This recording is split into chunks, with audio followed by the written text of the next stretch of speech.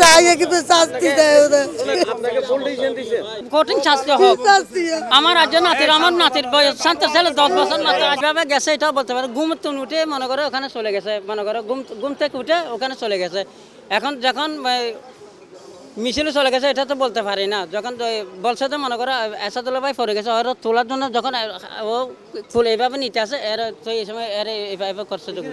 একটু গুলি লাগছে এদিকে একটু সাইডে রাখছে ওনাকে আল্লাহ সবাই দোয়া করছে ওনাকে যেন ভালো থাকার জন্য ওনাকে আল্লাহ রহমত অনেক সুস্থ আছে সবাই দোয়া করবেন দেশবাসী ওনার জন্য উনি অনেক ভালো মনের মানুষ ওনার মধ্যে সানগর মধ্যে আর আসনের মধ্যে কোনো ফাত্তি নেই ওনার মতো মানে উনি গরিব হয়ে রিক্সা হাঁটা সবার সাথে মিশে উনি একটা সুইপার ওনাকে জড়ে ধরে ওনার ঘরে যে আসে ওনার ফকরে দিতে 5 টাকা থাকলে ওনাকে দিয়ে দেয় এরকম মতো ভালো মানুষ আমার জীবন আমি আজকে 10-12 বছর ওনার সাথে আছি আমি কেন ওনার কাছ থেকে ওনার মতো ভালো আর দেখি নাই আমি সানগর মধ্যে আলহাজ আসাদুল্লাহ ভাই কি আমাদের অভিভাবক 8 আসনের অভিভাবক আমার নিজেরও অভিভাবক আমি ওনার সাথে প্রায় যে 17 বছর এর রাজনীতির সাথে ওনার সাথে জড়িত 2008 সালের থেকে উনি কাহকে কখনো রাগ করে না হিংসাত্মমূলক ওনার কোনো অন্তরে নাই ওনার মতন একজন প্রিয় মানুষকে এইভাবে যারা নির্মমভাবে গুলি করছে আমি মনে করি তারা প্রশাসন তাদেরকে অবিলম্বে গ্রেপ্তার করে এবং প্রশাসনকে বলবো আপনারা 24 ঘন্টার ভিতরে ওনাদের যারা এই ঘটনা ঘটিয়েছে তাদেরকে অ্যারেস্ট করি জনতার সাংবাদিক সম্মেলন করে ওনাদেরকে দেখান রাজনীতির সাথে অনেক দিন ধরে জড়িত যারা বা যায় এই ঘটনাগুলো ঘটাইছে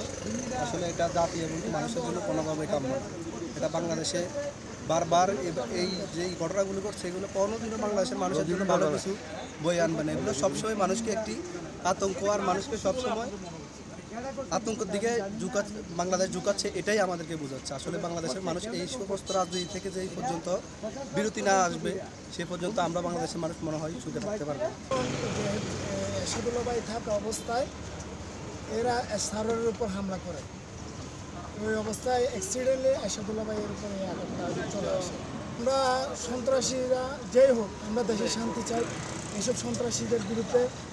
আইনিভাবে কঠোর ব্যবস্থা নেওয়ার জন্য আমি আহ্বান করি বিএনপির রাজনীতির সাথে জড়িত ছিল ওরা একটা সময় শিবির করতো জামাত করতো এখন বিএনপির আওয়ামী লীগ চলে গেছে বিএনপির একটা ভালো সময় চলতেছে বিএনপির গণজোয়ার আছে সবাই বিএনপি দাবি করতে পারে দেশের আইনশৃঙ্খলা বাহিনীকে আরও তৎপর হতে হবে যে অবৈধ অস্ত্র আছে যে সন্ত্রাসী কর্মকাণ্ড যারা করছে এদের বিরুদ্ধে আরও সোচ্চার হওয়া জরুরি আসলে শুধু সাজাতে ধরলে তো আর হবে না তাদের সহযোগিতা আরও রয়ে গেছে তারা যে বেপরোয়া কর্মকাণ্ডগুলো করছে আমি মনে করি এদের বিরুদ্ধে চিরুনি অভিযান করা জরুরি